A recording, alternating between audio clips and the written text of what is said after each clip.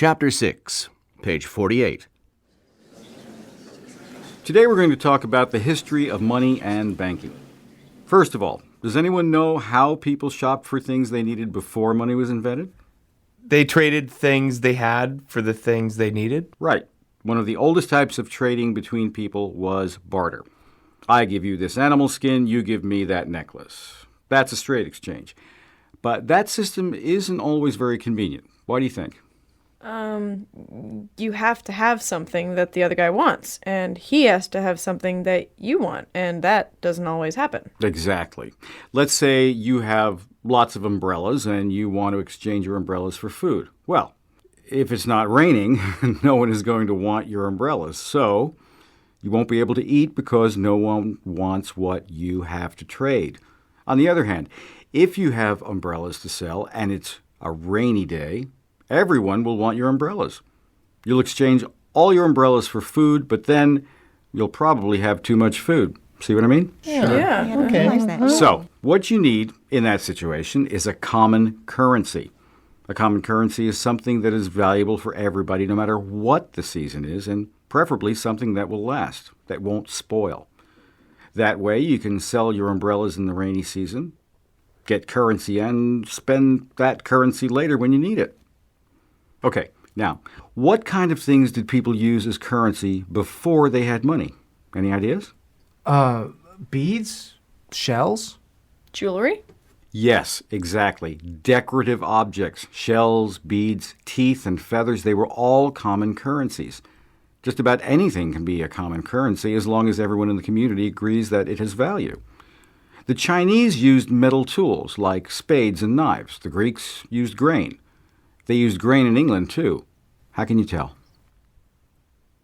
How can you tell that the English used to use grain as money? What is their money called? Oh, the pound. Exactly. The English pound used to refer to a pound of grain. What about coins? When did people start to use coins? The first coins appeared in about 600 BC in Lydia. That's about where Turkey is today.